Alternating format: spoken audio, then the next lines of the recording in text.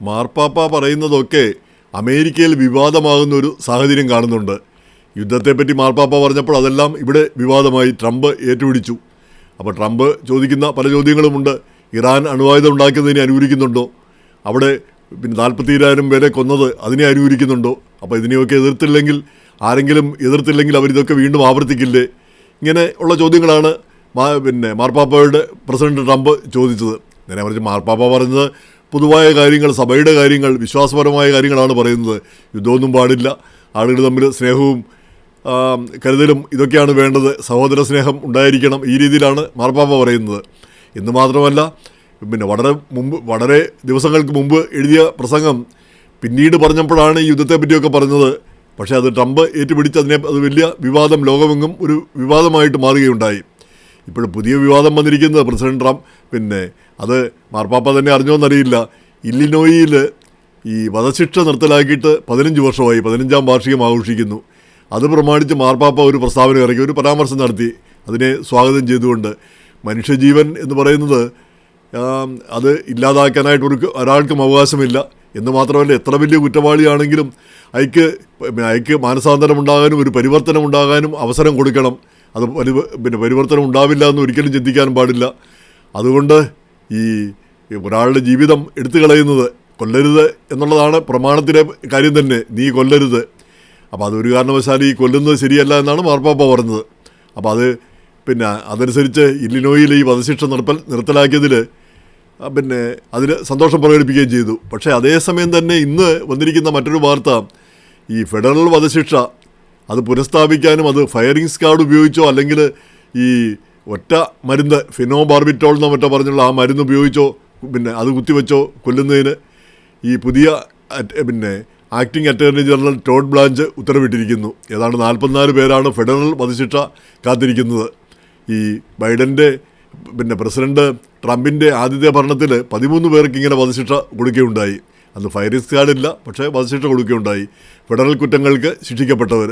മറ്റേ സ്റ്റേറ്റിൽ ശിക്ഷിക്കപ്പെട്ടവർക്ക് ഇപ്പോൾ ടെക്സസിലും മറ്റും വധശിക്ഷ ഇങ്ങനെ ഒരുവിധപ്പെട്ട കാര്യങ്ങൾക്കെല്ലാം വധശിക്ഷ കൊടുക്കുന്ന നമ്മൾ കാണാറുണ്ട്.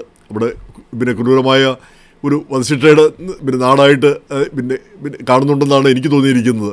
നേരെ മറിച്ച് ഇന്ത്യയിൽ ഏറ്റവും അപൂർവങ്ങളിൽ അപൂർവമായ കേസിന് മാത്രമാണ് ഈ വധശിക്ഷ നടപ്പാക്കുന്നത്. വധശിക്ഷ കൊടുക്കുന്നതും അത് നടപ്പാക്കുന്നതും ഏറ്റവും നല്ലൊരു തീരുമാനമാണ് അതെന്നാണ് തോന്നിയിരിക്കുന്നത്. ഏറ്റവും അപൂർവമായൊരു കേസ്, ഒരു കൊലപാതകം നടന്നു എന്നുള്ളത് കൊണ്ട് അതിക്ക് വധശിക്ഷ കിട്ടുന്ന ഒരു സാഹചര്യമില്ല. നേരെ മറിച്ച് ഈ ഇസ്ലാമിക രാജ്യങ്ങളിലൊക്കെ ഒരാൾ കൊല ചെയ്തു കഴിഞ്ഞാൽ അതിന് നേരെ പകരമായിട്ട് മറ്റേയാളുടെ തല വെട്ടുക എന്നുള്ള ആ ഒരു സംവിധാനമുണ്ട്. അപ്പോൾ അങ്ങനെ ഒരു ചിന്താഗതിയില്ല പരിഷ്കൃത രാജ്യങ്ങളിൽ.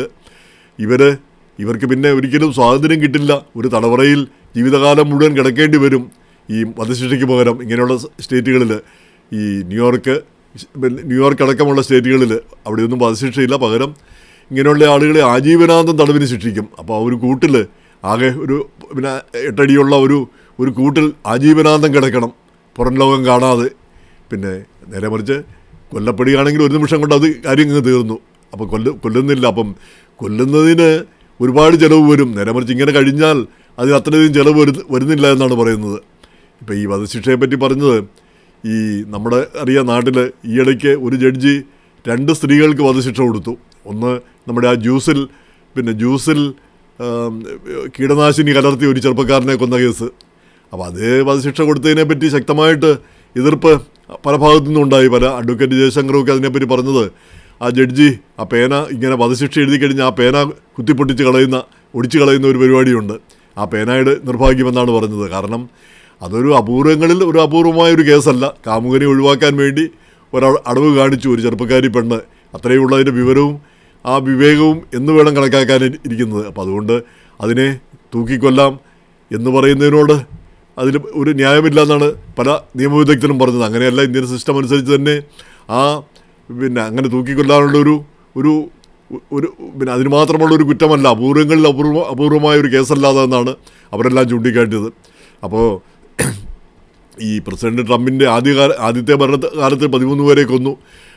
പക്ഷേ ബൈഡൻ വന്നപ്പോഴത്തേക്ക് ആ വധശിക്ഷ നിർത്തലാക്കി, ഫെഡറൽ തലത്തിലുള്ള വധശിക്ഷ നിർത്തലാക്കി വെച്ചു. അപ്പം മതവിശ്വാസത്തിനും ഒരു പ്രാധാന്യമുണ്ടെന്ന് തോന്നുന്നു. മതവിശ്വാസം അനുസരിച്ച് ബൈഡൻ കാത്തലിക്കാണ്. അപ്പോൾ കത്തോലിക്ക സഭ പഠിപ്പിക്കുന്നത് ഒരു കാരണവശാലും കൊല്ലാൻ പാടില്ല എന്നുള്ളൊരു ചിന്താഗതിയാണ് കത്തോലിക്ക സഭ പഠിപ്പിക്കുന്നത്, ഏറ്റവും വലിയ കുറ്റവാളിയെ പോലും. അപ്പോൾ സഭയുടെ ഒരു പഠനം അനുസരിച്ച് ഈ യൂദാസ് പോലും ഏറ്റവും വലിയൊരു കുറ്റവാളി, അങ്ങേര് പോലും മാനസാന്തരപ്പെട്ടിരുന്നെങ്കിൽ, പശ്ചാത്തപിച്ച് ചെയ്തത് തെറ്റായിപ്പോയി എന്ന് പറഞ്ഞ് കരഞ്ഞു വിളിച്ചിരുന്നെങ്കിൽ അങ്ങേര് പോലും രക്ഷിക്കപ്പെടുമായിരുന്നു എന്നാണ് സഭ പഠിപ്പിക്കുന്നത്. നേരെ മറിച്ച് പത്രോസ് ഇതുപോലെയുള്ള കാര്യം ചെയ്തതാണ്, ക്രിസ്തുവിനെ തള്ളിപ്പറയുകയാണ് ചെയ്തത് 3 തവണ കോഴി കൂവുന്നതിന് മുമ്പ്. എന്നിട്ടും പത്രോസ് സഭയുടെ അധിപനായിട്ട് മാറുകയാണ് ചെയ്തത്. കാരണം ആ തെറ്റ് മനസ്സിലാക്കി അതിൽ പശ്ചാത്തപിക്കുകയും അതിൽ നിന്ന് മാറിപ്പോവുകയും ചെയ്തു. അപ്പോൾ അങ്ങനെയുള്ളൊരവസ്ഥ എല്ലാവർക്കും കൊടുക്കണം, എല്ലാ മനുഷ്യർക്കും, എല്ലാ മനുഷ്യരിലും അത് ആ നന്മയുടെ അംശമുണ്ട് എന്നാണ് സഭ വിശ്വസിക്കുന്നത്. അപ്പോൾ ആ മതവിശ്വാസം ഇപ്പോൾ ഈ കേരളത്തിൽ ആ 2 വനിതകൾക്ക് ഈ വധശിക്ഷ കൊടുത്ത ജഡ്ജി മുസ്ലിമാണെന്ന് തോന്നുന്നു. അപ്പോൾ ആ ഓരോ നമ്മുടെ അറിയാതെ മതങ്ങളും മറ്റും നമ്മളറിയാതെ നമ്മളെ എങ്ങനെ സ്വാധീനിക്കുന്നു എന്നുള്ളതിൻ്റെ ഒരു തെളിവായിട്ടാണ് എനിക്കത് പലപ്പോഴും തോന്നിയിരിക്കുന്നത്. നേരെ മറിച്ചൊരു ക്രൈസ്തവ, പ്രത്യേകിച്ച് ഒരു കത്തോലിക്ക ജഡ്ജി ആയിരുന്നെങ്കിൽ ഒരു പക്ഷേ അത് ജീവപര്യന്തം കൊണ്ട് അവസാനിക്കുമായിരുന്നു, അതിൽ ശിക്ഷ കൊണ്ട്. ഇപ്പോൾ എന്തായാലും അപ്പീലിൽ അത് ജീവപര്യന്തമൊക്കെ ആയിട്ട് മാറുന്ന സാഹചര്യം നമ്മൾ കാണുന്നുമുണ്ട്. ഇനി മറ്റൊന്ന്, കേരളത്തിൽ അവസാനമായിട്ടൊരു വധശിക്ഷ നടപ്പാക്കിയത് ഒരു വാകേരി ബാലകൃഷ്ണൻ. ആ കേസ് ഞാനിപ്പോഴും ഓർക്കുന്നു. വയനാട്ടിൽ അയാളുടെ ബന്ധുക്കൾ 3 പേരെ കൊന്നു, 3 പേരെ കൊന്നു, ഒരു കസിനെയോ മറ്റോ ബലാത്സംഗം ചെയ്തു, ഇങ്ങനെയുള്ള സംഭവം. അതിൻ്റെ പേരിൽ അതൊരു 80കളുടെ മധ്യത്തിൽ നടക്കുന്ന കാര്യമാണ്. 85, 86, 84, 85 ആ സമയത്ത് നടക്കുന്ന കാര്യമാണ്. അയാളെ 91-92 അയാളെ തൂക്കിക്കൊല്ലുകയും ചെയ്തു. 92-ആണോ 93-ആണോ തൂക്കിക്കൊല്ലുകയും ചെയ്തു. അതാണ് കേരളത്തിൽ നടന്ന ഒരു അവസാനത്തെ വധശിക്ഷയെന്ന് തോന്നുന്നു. വാസ്തവം പറഞ്ഞാൽ ഇന്ന് ആലോചിക്കുമ്പോൾ അയാളൊരു ചെറുപ്പക്കാരനായിരുന്നു, 10-25 വയസ്സേ ഉള്ളൂ. അയാളെ തൂക്കിക്കൊന്നുകൊണ്ട് ഈ നിയമം നടപ്പാക്കി അല്ലെങ്കിൽ ശിക്ഷ നടപ്പാക്കി എന്ന് പറയുന്നു. അതുകൊണ്ട് ആർക്കെന്ത് നേട്ടമുണ്ടായി? അയാൾ ചത്തതുകൊണ്ട് നമുക്ക് ആർക്കെങ്കിലും എന്തെങ്കിലും ഒരു ഗുണമുണ്ടായോ? അപ്പോൾ അതുകൊണ്ട് മറ്റാരും കൊല്ലാതിരിക്കുകയോ അല്ലെ ഈ കൊലപാതകങ്ങൾ കുറയുകയോ ചെയ്തിട്ടുണ്ടോ? എന്തെങ്കിലും ഒരു മാറ്റം വന്നിട്ടുണ്ടോ? ഒന്നുമില്ല. അയാളിപ്പോൾ എവിടെയെങ്കിലും ഒരു കൂട്ടിൽ ജീവിച്ചിരുന്നെങ്കിലും നമുക്കൊരു വ്യത്യാസവുമില്ല. ആ രീതിയിലാണ് ഈ ആജീവനാന്ത തടവ് എന്നുള്ള ആ ഒരു സംവിധാനം അമേരിക്കയിലൊക്കെ വളർന്നു വരുന്നത്. ഈ വധശിക്ഷയ്ക്ക് പകരം അതിനേക്കാൾ ക്രൂരമാണ് ഇവർ ജീവിതത്തിൻ്റെ അവസാനം വരെ ഒരു കൂട്ടിൽ കൂട്ടിൽ പുറം ലോകത്ത് ഇറങ്ങുന്നില്ല, ജയിലിനുള്ളിലായിരിക്കും ഇറങ്ങുന്നത്. അപ്പോൾ അങ്ങനെയുള്ള ശിക്ഷ. അപ്പോൾ എന്തായാലും വധശിക്ഷയ്ക്കൊരു സുഖമില്ല. ഈ പറയുന്ന പോലെ വധശിക്ഷ കൊടുക്കുന്നതും ആരെങ്കിലും വധിക്കപ്പെടുന്നു, കൊല്ലപ്പെടുന്നു എന്നൊക്കെ പറയുന്നത് കേൾക്കാനും കാണാനും ഒന്നും ഒരു സുഖമില്ല. തലവെട്ടുന്ന ചില വീഡിയോകളൊക്കെ കണ്ടിട്ടുണ്ട്. വാസ്തവം പറഞ്ഞാൽ അത് ഒരിക്കലേ നമുക്ക് കാണാനായിട്ട് തോന്നുകയുള്ളൂ. പിന്നീട് ഒരിക്കലും അങ്ങനെയുള്ളൊരു ദൃശ്യം കാണരുതെന്ന് നമ്മൾ പ്രാർത്ഥിച്ചു പോകും. അങ്ങനെ ഈ എത്ര വലിയ കുറ്റമാണെങ്കിലും കണ്ണിന് പകരം കണ്ണ് എന്നുള്ള ആ ഒരു സംവിധാനം, ആ ഒരു ചിന്താഗതി മാറുന്നത് നല്ലത് തന്നെയാണ്. വധശിക്ഷയ്ക്ക് പകരം അതിന് തുല്യമായ ശിക്ഷകൾ, അതായിരിക്കും ഏറ്റവും ഉചിതമെന്ന് തോന്നുന്നു. എന്തായാലും മാർപ്പാപ്പ പറഞ്ഞത് അമേരിക്ക ഇവിടെ ഒരു വിവാദമാകാൻ വേണ്ടി പറഞ്ഞതല്ല, പക്ഷേ അതൊരു വിവാദമായിട്ട് ഇന്ന് പല പത്രങ്ങളിലും പല മാധ്യമങ്ങളിലൊക്കെ അത് കാണുകയുണ്ടായി. മാർപ്പാപ്പ ഇങ്ങനെ പറഞ്ഞു, പക്ഷേ ഇവിടെ അമേരിക്കയിൽ ഇങ്ങനെ ചെയ്യാൻ പോകുന്നു എന്നും പറഞ്ഞ്. അപ്പോൾ ഇങ്ങനെ പത്രങ്ങൾ വിവാദമുണ്ടാക്കുക എന്നുള്ളതാണല്ലോ മാധ്യമങ്ങളുടെ ഒരു പരിപാടി തന്നെ.